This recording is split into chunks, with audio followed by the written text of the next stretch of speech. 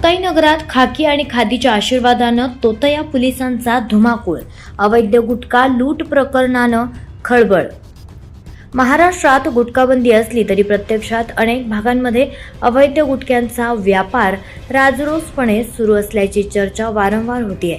मात्र मुक्ताईनगर शहरात घडलेल्या एका धक्कादायक घटनेनं या अवैध धंद्याला आता राजकीय आणि पोलीस साटेलोट्याची किनार लाभल्याची जोरदार चर्चा सुरू झाली आहे.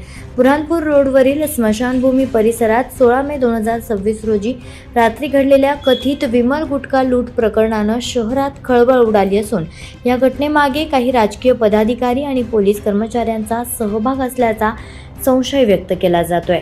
मिळालेल्या माहितीनुसार स्विफ्ट डिझायर कारमधून अंदाजे 3 ते 4 लाखांचा अवैध विमल गुटखा वाहतूक होत असताना काही लोकांनी तो अडवून ताब्यात घेतल्याची चर्चा आहे. मात्र या घटनेतील सर्वात धक्कादायक बाब म्हणजे काही राजकीय कार्यकर्त्यांनी कथितरित्या स्वतःला पोलीस असल्याचं भासवत कारवाई केल्याचा आरोप नागरिकांकडून केला जात आहे.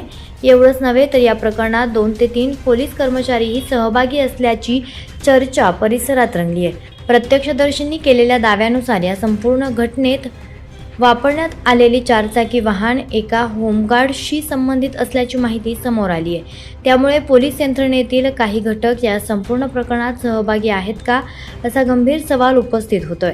या कथित लुटीनंतर जप्त करण्यात आलेला गुटखा परिसरात परस्पर विकून रक्कम वाटून घेतल्याच्याही चर्चा शहरात रंगल्यात.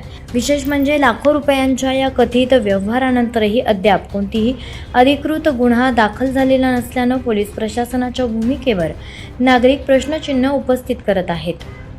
या प्रकरणामुळे मुक्ताईनगरात एका नव्या प्रकारच्या गुन्हेगारीला सुरुवात होतीये का अशी भीती नागरिकांमध्ये निर्माण झाली आहे.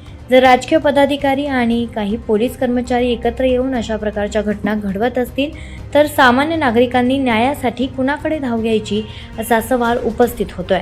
दरम्यान या प्रकरणात अनेक प्रश्न अनुत्तरित आहेत. राज्यात बंदी असलेला गुटखा मुक्ताईनगरात इतक्या मोठ्या प्रमाणावर पोहोचतो कसा? तोतया पोलीस बनून कारवाया करणाऱ्यांवर कारवाई होणार का? आणि या सर्वांमागे नेमकं कोणाचं संरक्षण आहे? या प्रकरणाची वरिष्ठ पातळीवरून निपक्ष चौकशी झाल्यास अनेक धक्कादायक बाबी समोर येण्याची शक्यता व्यक्त होतीये. तसेच काही राजकीय पदाधिकारी आणि संबंधित घटकांचे चेहरेही उघड होण्याची चर्चा नागरिकांमध्ये रंगू लागली आहे.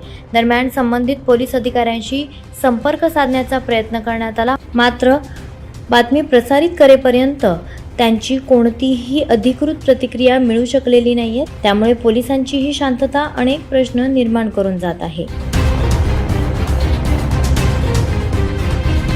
24 लाईव्ह महाराष्ट्र न्यूज करिता प्रतिनिधी पंकज तायडे, मुक्ताईनगर.